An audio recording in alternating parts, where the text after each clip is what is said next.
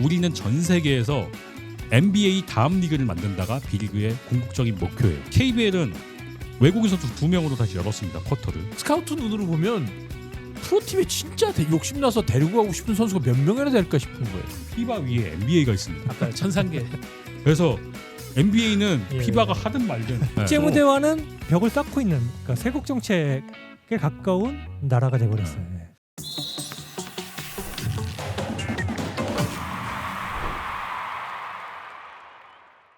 네, 느바베큐 오늘도 KBL 그리고 K리그 우리나라 전체적인 수준 리그의 경쟁력, 개인들의 해외 진출 여부, 긍정적인 이야기와 함께 왜 이런 문제들이 발생이 되는지 전체적으로 좀 점검을 하고 있는데 뭐 이게 뭐 서너 시간 얘기해서 될 문제는 아니지만 그래도 한번 좀 하나하나 어쨌든 우리라도 좀 얘기를 해서 공론화 과정을 좀 통했으면 좋겠다라는 생각을 합니다. 오늘도 최영길 위원, 정직 편집자, 서보정 기자 함께하겠습니다.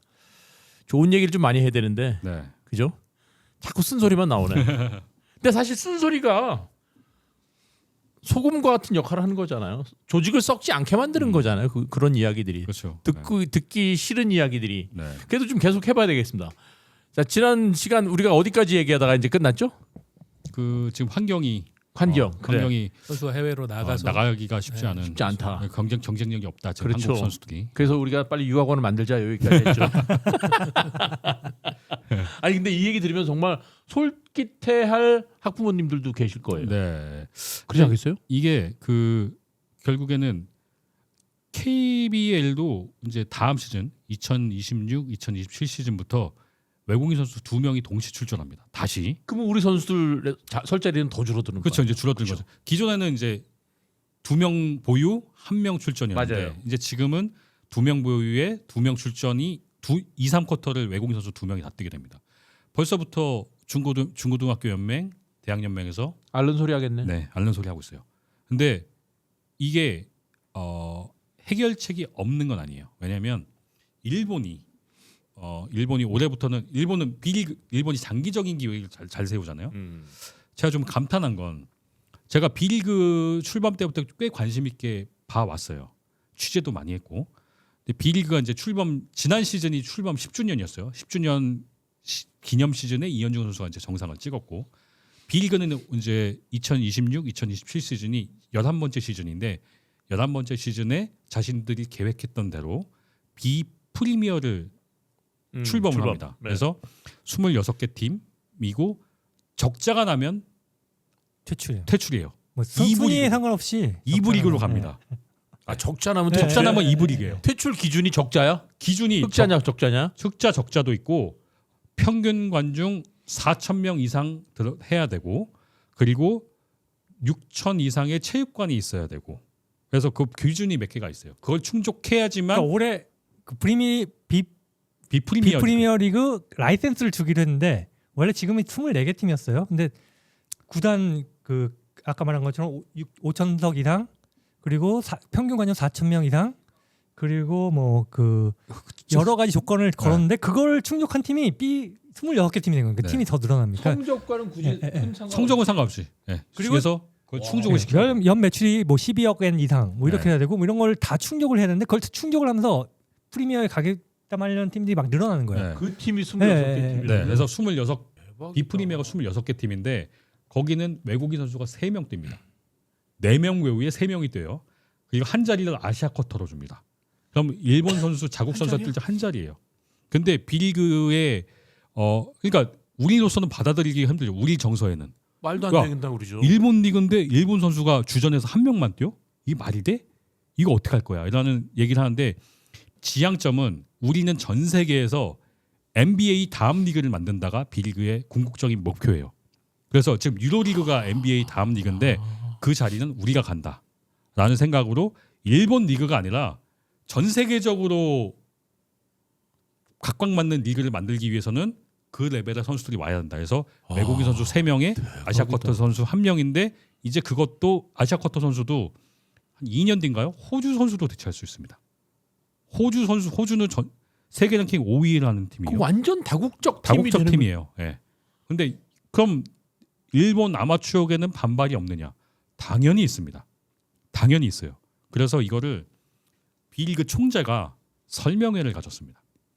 유스 시스템도 도입을 했습니다. 그래서 유스에서 선수들이 계속 올라와요. 근데 선수는 계속 올라오는데 주전으로 뛰는 쿼터 자리는 한 명이야. 그럼 그 한 명 자리는 대부분 가드. 근데 가드 중에서도 국가대표급 가드들이 그렇겠죠. 소화할 거란 말이죠. 그럼 이 유스들을 어떻게 소화하느냐? 이거를 B리그는 소화를 할 계획을 또 내놓습니다. B리그가 B 유나이티드라는 팀을 매년 프로젝트로 만들고 있어요. 25세 이하 선수들을 만들어서 매년 여름 NBA 썸머리그를 데려가고 있어요. 그래서 NBA 썸머리그 가면 NBA 팀들이 썸머리그 하잖아요.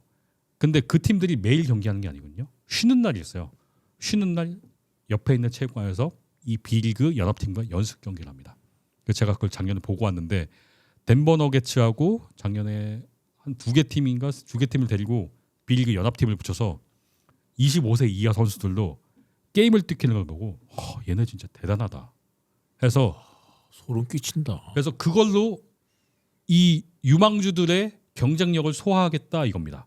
그리고 당장 다음 시즌부터 호주로 데리고 나갑니다. NBA라고 이미 협약을 맺어놔서 호주에서 또 걔는 B리그 연합팀을 데리고 와서 호주의 프로팀들하고 또 게임을 합니다. 그래서 이거를 유망주 우리 버리지 않았어. 육성 계속 할 거야. 대신 이거 우리가 이 시스템을 만들어 올 테니까 여기서 경쟁해서 성장해서 이 주전 한 자리 너네가 가져가. 라고 방법을 하는 거죠. 확실한 당근을 주고. 네. 야 대박이다. 그리고 심지어 이제 B리그 총재가 아시아 미디어들 상대로 프레젠테이션이 있어요. 아시아 미디어들을 상대로. 네. 비프리메어가 출범하는데 우리 이렇게 할 거야. 라고 간담회를 갔습니다. 줌으로. 이미 B리그 중계를 우리가 작년에 했어요. 네. 네, 스포티비에서 했었고요. 그리고 B리그는 그 세계로 나가기 위해서 유튜브 영어 중계를 하고 있습니다. 이미. 네, 맞아요. 그러니까 그래서 그런 계획을 착착착 세워서 하죠. 그 축구도 50년에 우승한다. 이게 우리가 허황되게 느껴지지만 그런 목표를 가지고 하는 거예요. 나가고 있잖아요. 네. 농구도 비슷하게 나갑니다. 근데 우리는 계획이 없죠. 네. 지금 얘기해 주셨던 게 사실은 일본 J리그도 똑같이 했죠. 하고 있어요. 똑같이 J리그도 했죠. 클럽 라이센스를 맞아요. 해서 재정, 경기장 시설 어. 이런 거 확충 못하면은 박탈해가지고 사부 리그 JFL 그냥 네. 아마추어로 보내버리거든요. 네. 가혹해요. 어. 가혹하고 거기도 그 자국 유망주들로만 그 23세 이하 선수들만 꾸린 팀을 만들어서 3부 리그 J3 리그에다가 아예 거기서 경기를 꾸준히 하게 만들었어요. 그러니까 그런 어떤 다른 종목이지만 비슷한 모델들로 계속 이렇게 하면서 두 개를 다 잡는 네. 상업성과 자국 선수의 육성 이걸 두 개를 다 잡고 있고 그러니까 비슷한 톤으로 가되 어쨌든 긴 안목을 보고 가는 그렇죠. 거 아니에요. 그래서- 지금 당장의 시끄러운 소리가 두려워서 네. 안 하는 게 아니고. 네. 그리고 심지어 이제 그 프로젝트를 하면서 미디어 할 때도 제가 그 B리그 초창기 2021년에 B리그 제가 중계를 한번 한 적이 있었어요. 유튜브 중계. B리그가 B리그 채널 유튜브가 B리그 채널이고 B리그 인터내셔널 채널이 있어요. 아시아 쿼터 선수를 도입하면서 B리그 인터내셔널 채널을 열었어요. 필리핀 한국 팬들이 볼 수 있게. 근데 제가 2021년에 그 일본 B리그 결승전을 중계했을 때 그때 동시 접속사가 최대 50명이었어요. 50명. 근데 지난 시즌에 이현중 선수가 뛰는 그 B리그 인터내셔널 채널을 열었는데 2,000명 들어옵니다. 21년에 50명 들어왔는데 26년에 2,000명이 들어와서 1년 사이에. 아니, 한 3, 4년 지난 거죠. 그 사이에 계속 쌓아왔고 지금은 아예 아시아 농구를 좋아하는 그리고 필리핀 팬들, 한국 팬들이 꽤 보는 유튜브 채널이 된 거죠. 그래서 우리는 미디어적으로도 B리그 그 총재는 3년에 한 번씩 한국 기자들 만나왔어요.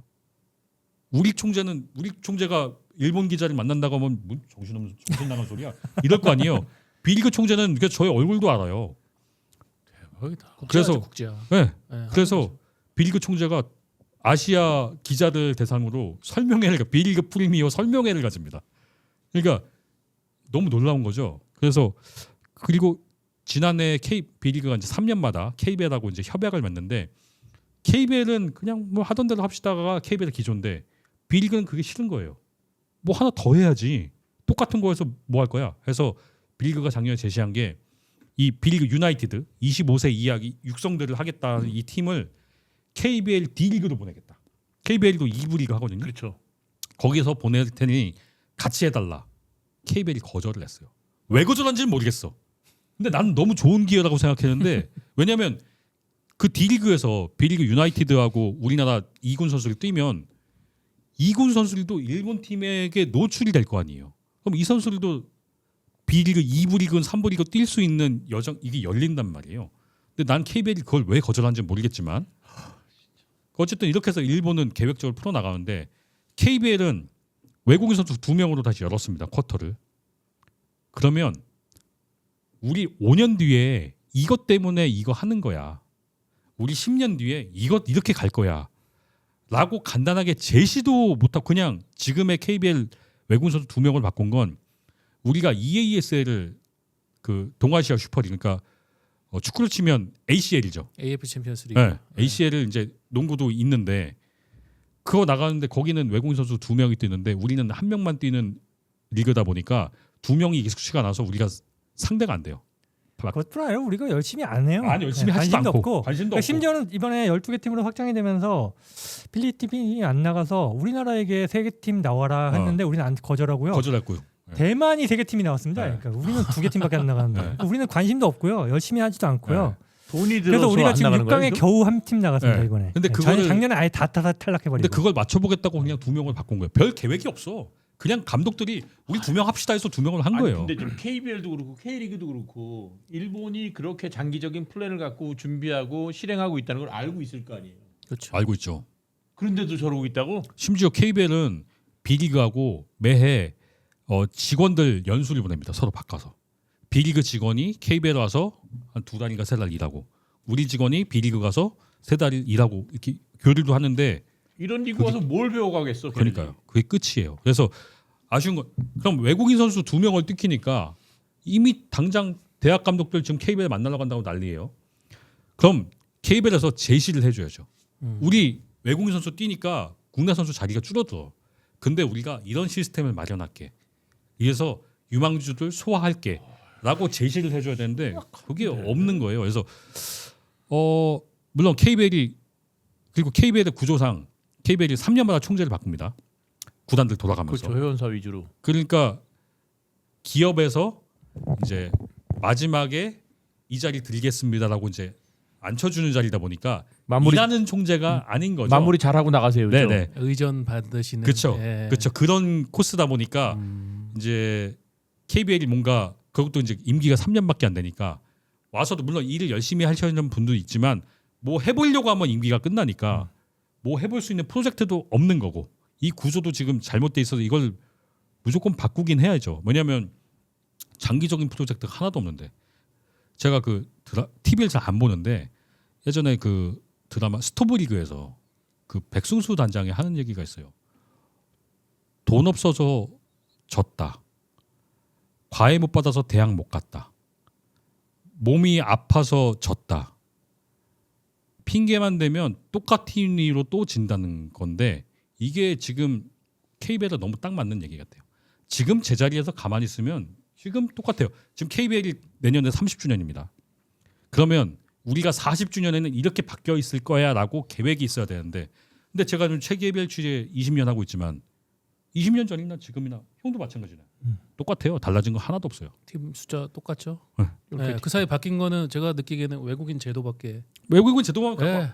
계속 근데 지금 2명 바꿨다가 또 몇 년 다시 있으면 또 바뀔 돌아왔어요. 겁니다. 또 바뀔 겁니다. 아, 저 또 바뀔 예전에 겁니다. 예. 그거는 저 진짜 충격이었어요. 키. 신장. 신장 제한. 어떻게 이렇게 어. 이런 제도로 외국인 선수를 운영할 그러니까요. 수가 있는 거죠? 네.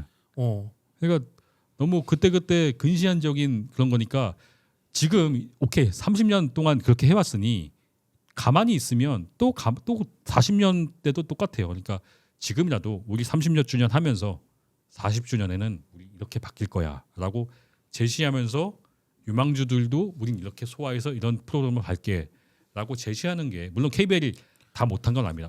지금 KBL 유소년 시스템은 좀 잘해놓은 편이에요. 근데 물론 다 못한 건 아니지만 그래도 희망적인 거를 좀 제시할 수는 있어야 되지 않나라는 게. 아니 몰라서 못하는 건 그럴 수 있다 치지만 네, 그것도 알고서도 안 하는 네, 건 일본이 다 하고 있어요 지금. 그건 개작두를 대령해야지. 포장자. 안 그래요?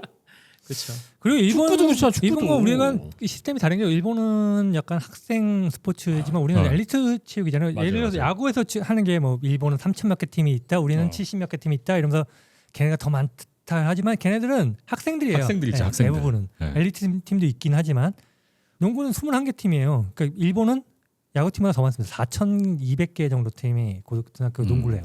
10만 명의 선수들이 있어요. 이선 그 일본 예전에 기자가 얘기했는데 그 사람들의 특징은 그러니까 농구를 관두더라도 다 사회에 나가서 일하지만 농구 팬이다. 그렇지. 그렇지. 10만 명의 농구 팬이 매년 그렇지. 나오고 있는 건데 우리는 21개 그러니까 농구부 있는 팀들은 농구 팬들이 있을 수 있지만 예를 들어서 제가 나온 학교에는 농구부가 제가 졸업하는 다음에 생각도 다시 또 없어졌거든요. 예, 농구를 응원 문화를 뭐 접하거나 이럴 기회도 없고 농구를 선수가 하고 싶어도 할 수도 없고 이런 문화 그러니까 일본과는 전혀 완전 토양부터 다른 세계라고 보면 저변의 되겠죠. 볼륨이 중요하긴 한 것 같아요. 그러니까 제가 이거를 농구 얘기를 들으면서 대리만족을 느끼면 안 되긴 하는데 왜냐면 K리그도 축구는 좀 한국 나아요? 축구도 괜찮아요. 근데 축구가 조금 나은 거는 축구가 나요. 축구가 나. 축구는 지금 12세 이하 등록 선수가 2만 명이에요.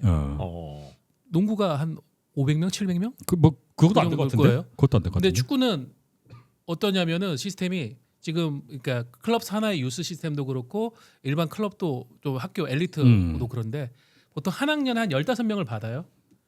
한 학년 올라갈 때 3명, 5명을 빼요. 경쟁력이 떨어지는 친구들. 그리고 이 친구들은 다른 팀으로 가야 돼요. 근데 거기서 그 친구들이 또 자극을 받아서 내가 저기서 밀려가지고 여기서 인정 못 받아 왔으니까 여기서 한번 잘해보겠다.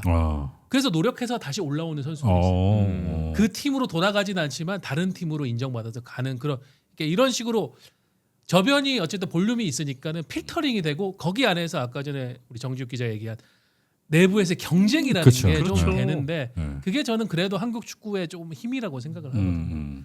그리고 마지막에 대학 무대 가면은 그 2만 명 중에서 한 1,000여 명 정도가 남아요. 그러니까 한 20분의 1로 이게 압축이 되니까 그래도 좀 퀄리티가. 기량이 나은 선수들이 네. 남는 거겠죠. 그 부분이 중요하다고 생각하는데 약간 농구는 이제 제가 살짝 걱정이 되는 거는 아까 보니까 700명 정도인데 올라가는데 얼마 안 떨어져요. 네, 맞아요. 고등학교 농구도 한 500명? 네. 그러니까 이게 내가 기량이 떨어져서 여기서 도태된다고 생각을 해도 계속 선수 생활을 할 수 있으니까 네. 이게 그런 문제가 되지 않겠나라는 생각이 들더라고요. 아니 제가 저 느바베큐 정황 먹는 기간 동안 네. 대학 농구를 중계를 했거든요. 네. 프로팀이 54게임이잖아요. 1년에. 네. 대학 농구 게임이 20게임이에요. 20게임. 네. 그것도 난- 텀이 길죠. 난 지금 7, 8월은 방학 때라 또 안 해. 안 해. 난 그걸 보고 실력이나 뭐 이런 건 뭐 둘째 치고 어떻게 훈련소잖아 여기는. 네. 전쟁터 가서 어떻게 이겨내지라는 생각밖에 없어. 정확하게 진짜 저기는 진짜로 54게임이야 전쟁터는. 맥을 짚으셨어. 근데 여기 20게임을 하고 네, 있어. 뭐 네, 위상백배 뭐 MBC 100 이거 다 빼고 네.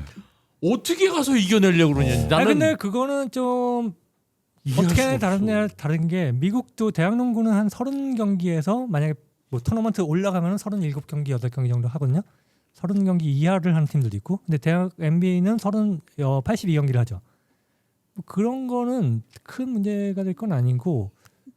근데 어려움을 토로합니다 실제로 선수들이 신인 돼서 선수 프로로 갔을 때 스케줄 소화하는 거에서 특히 이제 대학 농구는 왔다 갔다 하는 거리에 대한 부담이 하루 가서 와서 이제 오랫동안 쉬어서 다음 경기 텀이 있으니까 근데 프로농구는 왔다 갔다를 백투백하는 경우도 있거든요. 그렇죠. 네, 그때 진짜 힘들어합니다 실제로도 네, 선수들이 어느 정도 프로 베테랑들은 어느 정도 이제 몸에 뱄으니까 상관이 없는데 신인 선수는 진짜 힘들어합니다. 그러니까 선수의 체력이라는 게 경기 체력도 있지만 그 이동에 대한 네. 프로는 어쩔 수가 없잖아요. 그 네. 체력도 체력인데. 네, 군제대 선수들도 그렇고 그래서 그나마 그게 홈앤 어웨이로 바뀌면서 그다음에 이동을 하는 거죠. 예전에 같은 경우는 뭐 MBC 모아서 배, 했지, 뭐 모아서 가충계 연맹 이런 거 할 때는 한 곳에 모여서 시합했었잖아요.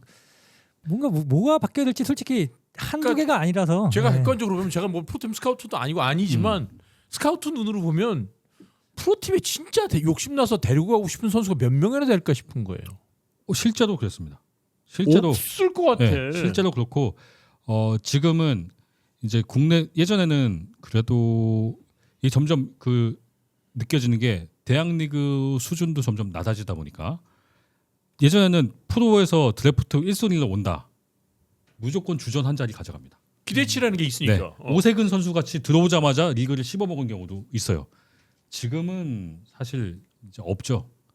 네, 지금 아예 없고 그 자리를 필리핀 선수들이 대체를 하고 있죠. 근데 토양이 바뀌고 있는 게 작년에 보면 고등학교 선수들이 좀 직행을 많이 했어요. 에디 다니엘이나 이런 선수들이 꽤 잘했고 국가대표 같이 갔고 고등학교 선수들이 좀 들어오거든요. 저도 대학보다는 이렇게 잘하는 선수는 굳이 대학으로 안 가도 네. 되는 문화가 많이 그러니까 돼야 야구도 되고요. 한때는 다 대졸이 갔지만 이제 고졸이 고졸로 기본이 가죠. 됐죠. 네. 농구도 당연히 그렇게 옵니다. 이제. 왜냐면 왜냐면 이제 의미가 없다고 생각해요. 대학 리그가 이제 수준이 그렇게 높지 않다 보니까 고등학교에서 잘하는 선수가 대학교를 가면 그러니까 고등학교에서 압도적인 랭킹 1위 선수들은 대학교 1학년부터 이미 주전 자리 차지하고 그냥 쭉 갑니다. 기량 발전이 없는 거죠. 그러니까 그런 선수들은 빨리 프로로 와야죠. 그래야 나보다 경력 좋고 체격 좋은 형들하고 만나서 형들과의 경쟁을 아까 그 오영규 선수가 네. 군대를 빨리 갔다 왔잖아요. 그렇죠. 그래서 그럼 김천상무 됐네? 상주 상무, 김천 상무. 그러면 그럼 이미 김천상무, 상주상무를 뛰었으면 그때 K1 뛴 거죠. 거기는 이제 28살짜리 선수들도 와 있으니까. 그렇죠. 그러니까 그런 선수가 경쟁하니까 이 선수가 기량이 유지가 올라가죠. 되는 빠르게 거죠. 빠르게 올라가죠. 네. 특히 에디 다니엘 선수는 물론 에디 다니엘은 이제 KBL에서 이제 연고지명 선수로 간 케이스입니다. 그러니까 각 구단은 10개 구단에서 드래프트와 별도로 어린 선수들을 이제 각 구단마다 지명을 해요.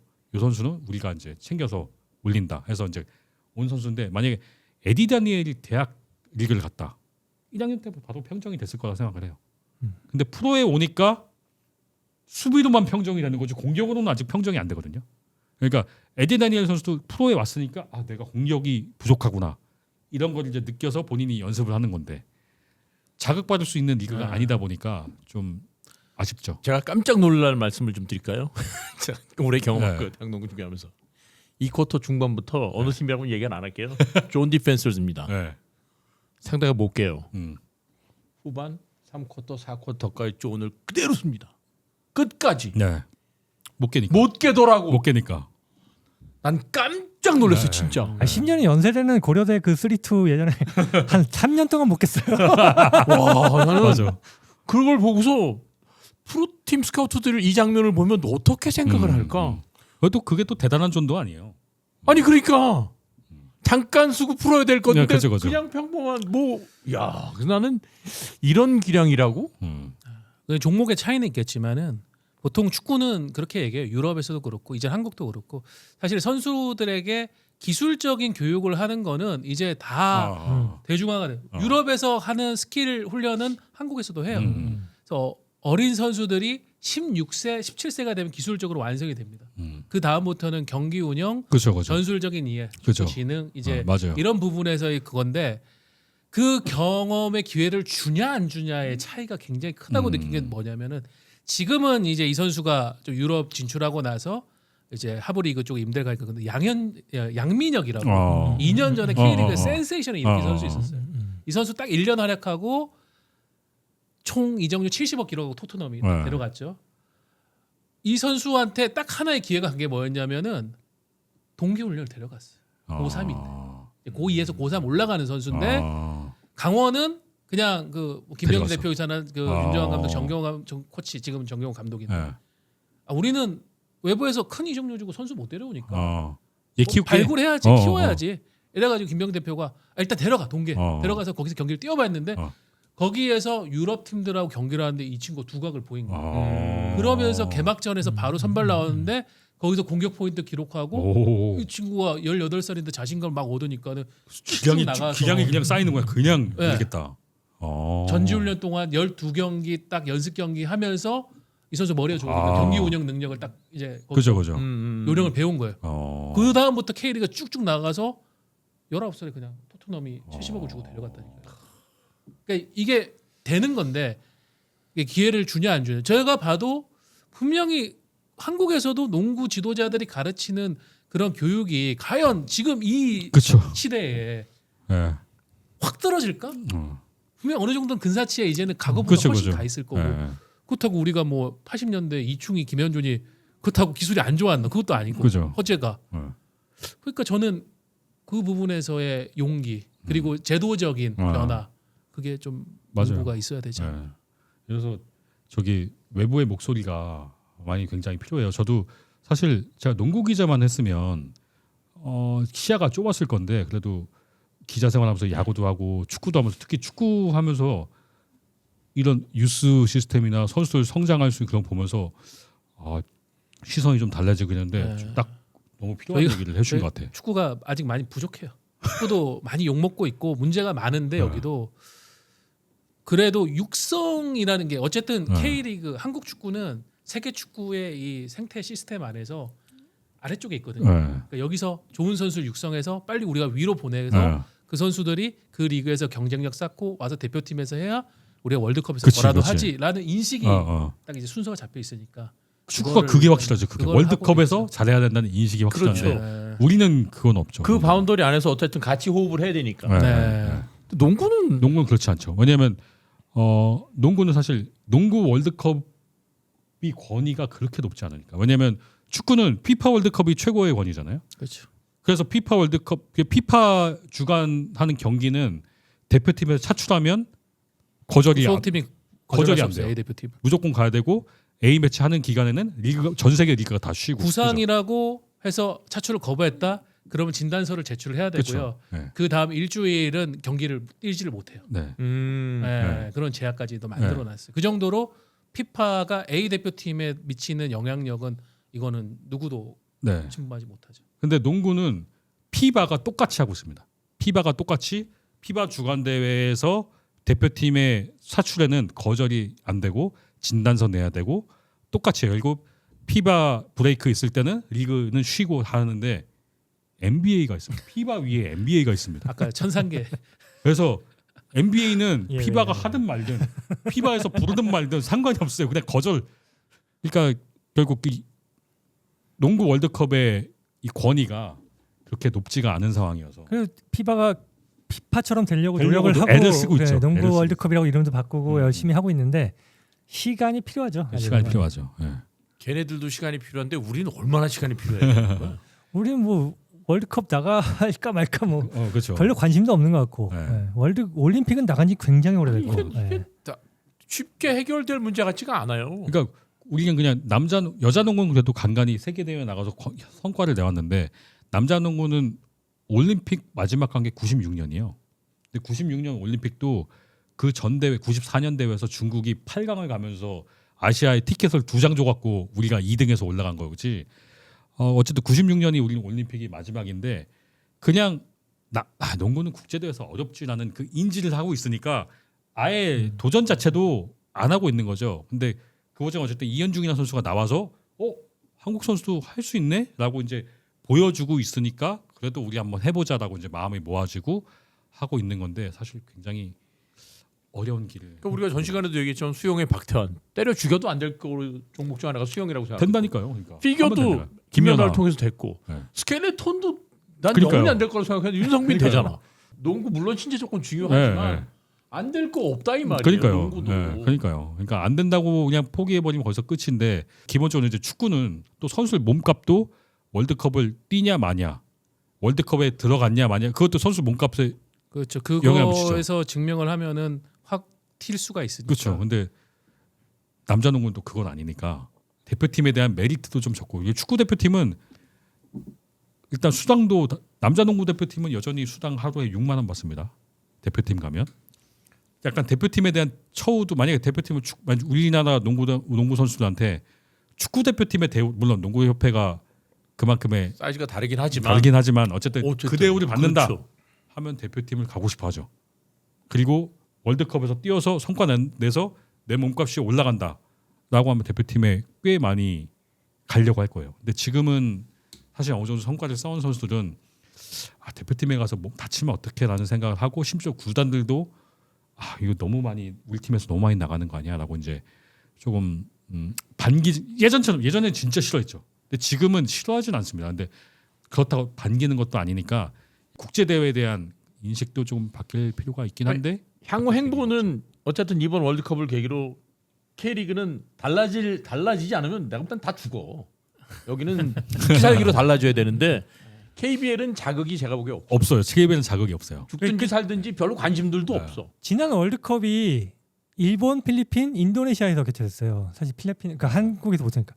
근데 생각해 보세요. 필리핀, 일본, 다음에 인도네시아가 아니라 한국이 들어갔어야 되는 거거든요. 그치. 예, 우리가 관심이 없으니까 못한 겁니다. 이거 무조건 유치를 했었을 수 있는 상황인데 그만큼 관심이 없는 거예요. 만약에 축구 월드컵이나 WBC다. 한국에서 유치 안 하려고 노력 안 했겠습니까? 근데 농구협회는 그런 거에 관심도 없는 거예요. 우리는 국제대회 유치한 적도 굉장히 오래됐고요. 그러니까 관심이 없다니까요. 관심 없어요. 팬들이 국제 관심을 무대- 둘 이유가 국제 없어. 무대와는 벽을 쌓고 있는 그러니까 세국 정책에 가까운 나라가 돼 버렸어요. 예. 제가 이제 여러 종목을 취재해봤지만 KBL의 최대 강점은 미디어 프렌들리거든요. 미디어와 선수, 구단 간의 관계가 제일 가까운 종목이 제가 느끼기엔 농구입니다. 그래서 결국 이 스토리를 선수들의 이런 스토리를 뽑아내는 거를 잘할 수 있어요.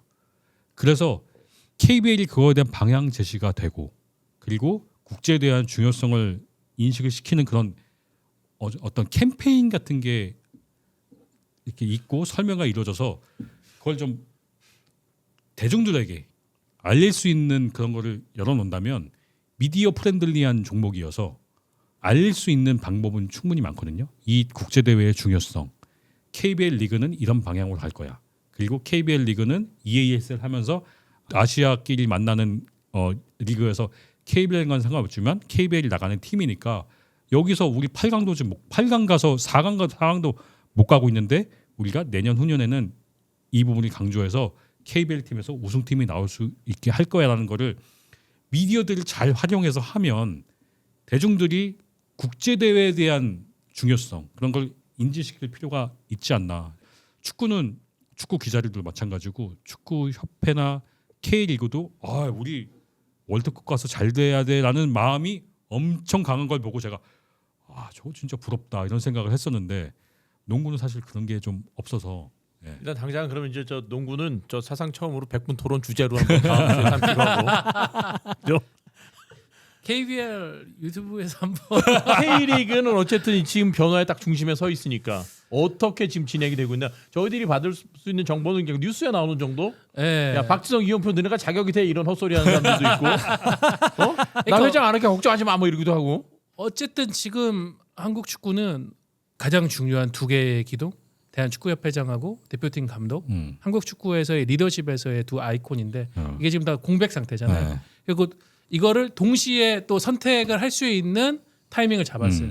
보통 이게 항상 뭐 회장은 계속 가고 혹은 회장은 4년에 한 번 바뀌고 감독은 뭐 이제 중간 상황에 따라 바뀌고 이랬는데 이게 같이 바뀔 수 있으니까 이걸 한번 새롭게 정립을 하면서 위에서부터의 좀 긍정적인 변화 혁신을 아래쪽으로 보내보자라고 하는 바람도 있는 것 같고요.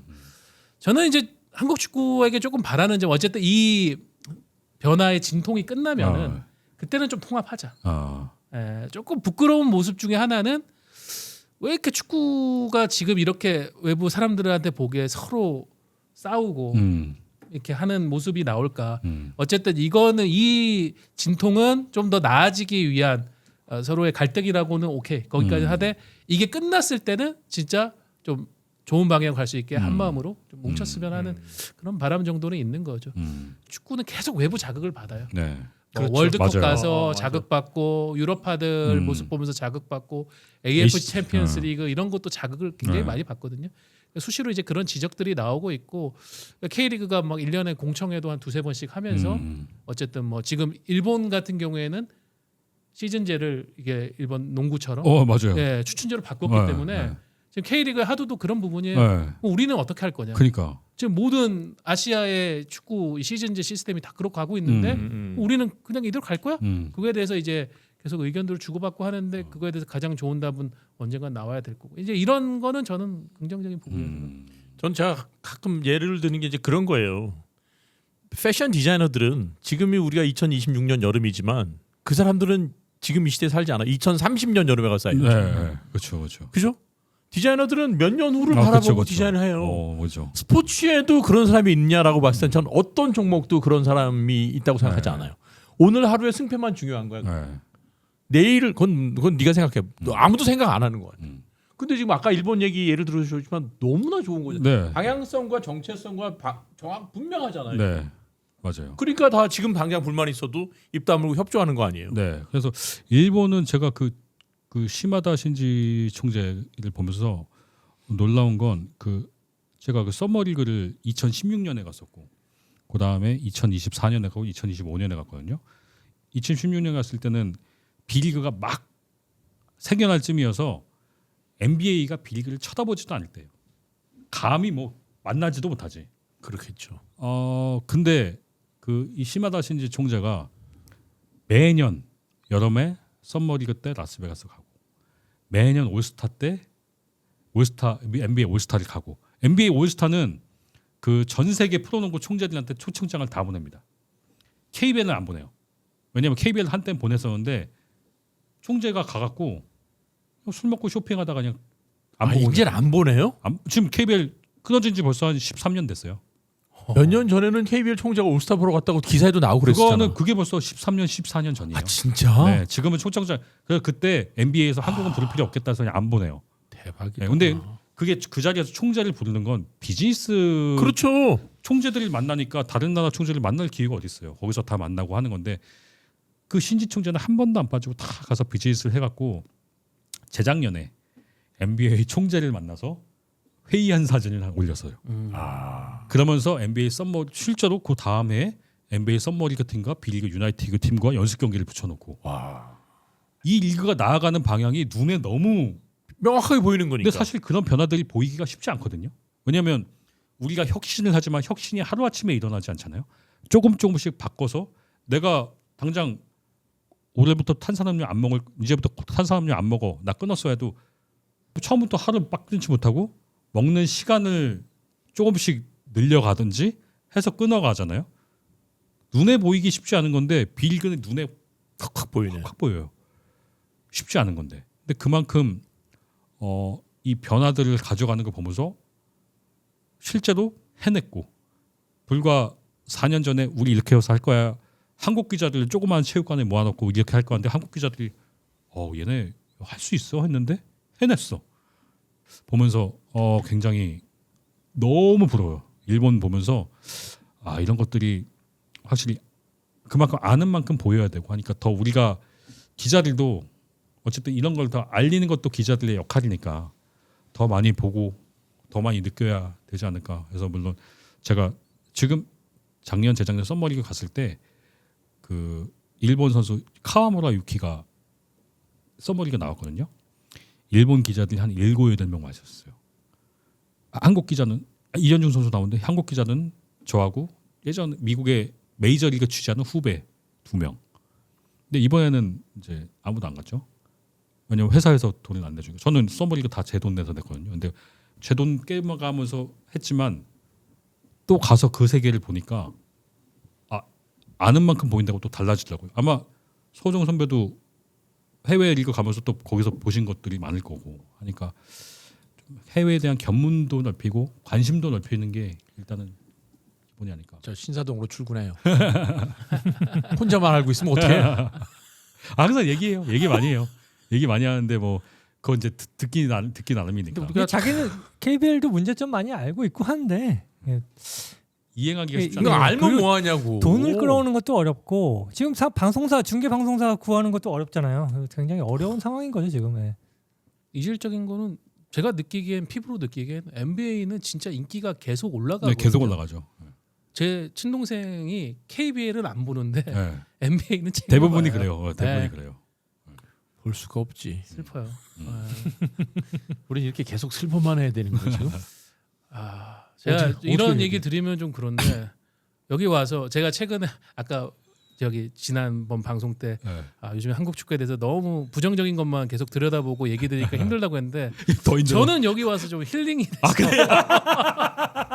힐링이 돼 상대적 그 우월감 KBL이 축구가 진짜 나쁜 기여한 바가 건데 크다. 축구가 훨씬 나요. K리그는 그래도 조금 괜찮구나. 네. 제가 그 K리그도 취재해봤잖아요. K리그가 훨씬 나요. KBL보다. 나는 참 우리 좋은 사례가 있잖아요. 양궁. 정희선 회장 얼마나 폼나게 돈 쓰고 좋은 소리 듣잖아요. 네. 그거 보면서 느끼는 바가 없나 또? 아, 있다. 근데 또 진짜. 그것도 아마추어 종목이라고 생각하니까. 그렇습니다. 그리고 국제 대회 나와서 기쁨 주는 건 다 양궁이잖아. 그렇죠. 네, 그렇죠. 빌어먹을.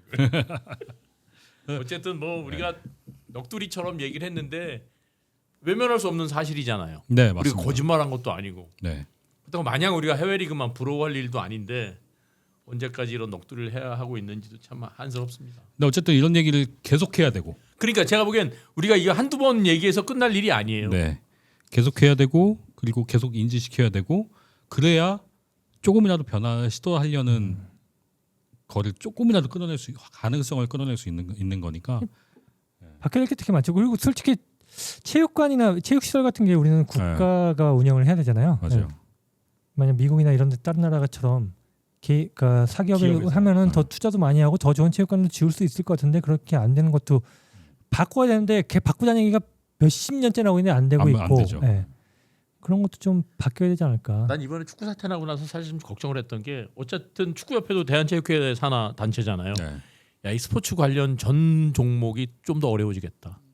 뭐 그럴 수 있죠. 입김이 얼마나 그럴 수 있죠. 작용을 할 것이며 간섭이 얼마나 많아지겠냐는 네. 말이에요. 저도 그거에 대한 걱정을 좀 하면서 이게 사람들이 외면하면 어떡하지라는 생각을 오. 했는데 딱 월드컵이 끝나고 K리그가 재개했는데 그 주말에 2만 명 이상 들어온 경기가 있었고 1만 명 이상 들어온 경기가 3개가 더 있었어요. 그걸 보면서 그래도 다행이다. 그래도 대표팀이 죽을 썼다고 해서 실망을 크게 줬다고 해서 내가 일상에서 즐기는 것까지는 포기하지 않겠다라고 하는 이 팬들이 있으니까 그래도 이분들이 희망이구나. 예, 그런 맞아요. 부분에서 맞아요. 축구는 아시아 챔피언스리그 하면 관중도 많이 오죠. 그렇죠. 근데 이제 보통은 주중에 하는 편이니까 주말에 하는 것보다는 관중 수가 적긴 하지만 예를 들어서 그 안드레스 이니에스타가 비셀고베스 뛰고 있을 때는 관중이 굉장히 많이 왔어요. 그리고 나가려고 하죠.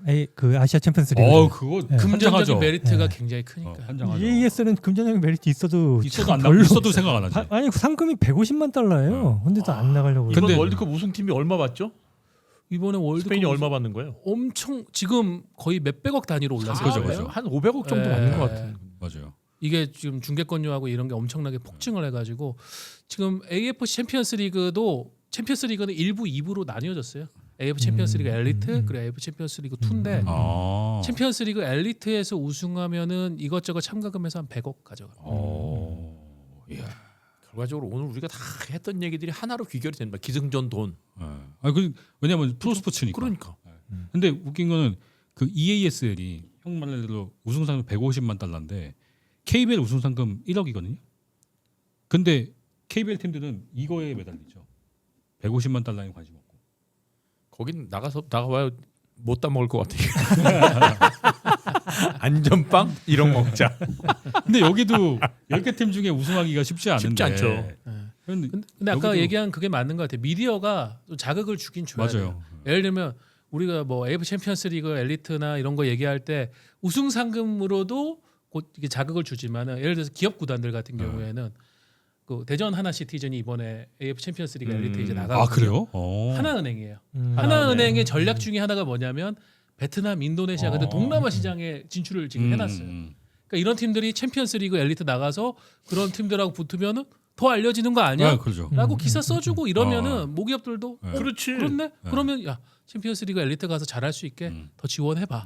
이런 식으로 이제 순환이 될 수가 있는 건데 농구는 이제 그런 부분에 대한 포인트들을 어떻게 잡아갈 것인가. 그래서 이번에 소노를 좀 기대하고 있어요. 소노가 EAS를 나가는데 소노가 그 티웨이를 인수를 해서 트리니티 항공으로 새로 나는데 이번에 저 응원 갈 때도 막 비행기 타고 네. 막 그래서 으쌰으쌰 하지 근데 않았어요? EAS 어쨌든 아시아권 지역에 지금 티웨이가 많이 출항을 하잖아요. 그래서 트리니티 이걸 따로 유니폼을 제작을 해서 어허. EAS에 꽤 힘을 주겠다 이렇게 얘기를 하고 있어서 그래도 소노에 좀 기대를 해보고 있어요. 그러니까 돈 쓰는 사람들이 폼나게 만들어줘야 돼. 맞아요. 예. 그죠, 맞아요. 그리고 돈 쓴 사람이 돈을 써니까 돈 쓸만하네라는 그렇지. 거니까요. 근데 소노가 이번에 그걸 보여줬고 그러니까 하나은행은 그거 아니어도 축구협회 돈 많이 내잖아요, 스폰. 그렇죠. 하나은행은 스포츠로 진짜 많이 1년에 내요. 한 300억 이상 내는 걸로 축구 말고도 많이 내요. 축구뿐만이 아니라 골프도 골프, 뭐 농구 뭐 네, 이렇게 맞아요. 해가지고 이제 많이 쓰는 맞아요. 그 혹시 성향이죠. 저희 프로그램을 보고 계신 자산가 여러분 폼나게 해드릴 테니까 돈 좀 씁시다.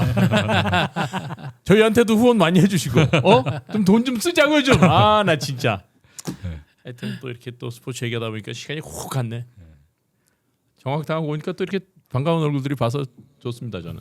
저도 와서 아까 그 우월감을 느꼈다는 게 그냥 농담이고 이런 좀 다른 아까 견문을 넓힌다는 얘기인데 이런 이야기를 들으니까 그러면은 K리그도 한국 축구도 좀 이런 거는 시도해 봐야 되겠다라는 그런 아이디어들을 또 얻어서 가는 거예요. 농담 아니던데 뭐 아까 눈빛 보니까.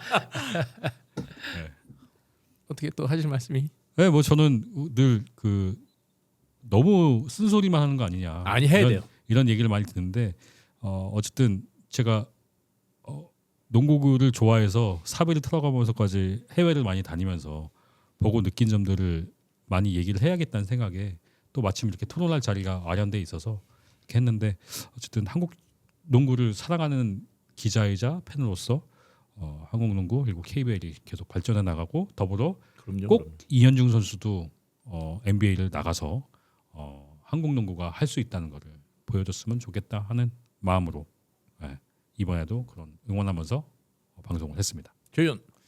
전 솔직히 축구 이번에 월드컵 32강 떨어지면서 전 솔직히 축구가 부럽거든요. 예. 우리는 월드컵도 못 나가도 아무런 뭐 국민들이 뭐라고 안 그래. 예. 대만한테 졌다고 해서 뭐 국민들이 뭐라고 안 그러거든요. 농구 팬들만 예, 열받아. 예, 예. 근데 축구는 청문회도 하고 100분 토론도 하고 합니다. 우리는 좀 더 관심을 받기 위해서 좀 더 농구인들이 분발을 해야 되지 않을까 싶습니다. 진짜 무서운 건 저 악플보다 무플이라고 얘기하니까 그럼요. 우리 저 드바페교회도 여러분이 많은 의견 제시해 주시고 또 여러분과 함께 나누고 싶은 이야기들이 있으면 주제들을 저희들에게 팍팍 던져주시면 저희가 또 성심성의껏 여러분과 함께 호흡을 하도록 하겠습니다. 자, 세 분 오늘 수고 많으셨습니다. 드바페큐 마치겠습니다. 끝.